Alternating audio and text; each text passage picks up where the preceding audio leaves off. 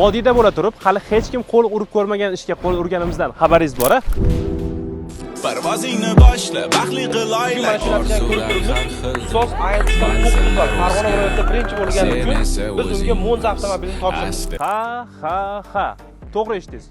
Ortimda turgan 4 ta 12 ni olish qiyin ish emas. Va allaqachon bittasini olishdi. Jahongir Esonov degan o'qituvchimiz mana shu natijani qayd etib olishdi. Bugun ayni Registon o'quv markazi tomonidan IELTS 9 natijani qayd etganligim uchun Onyx mashinasini taqdim etishdi.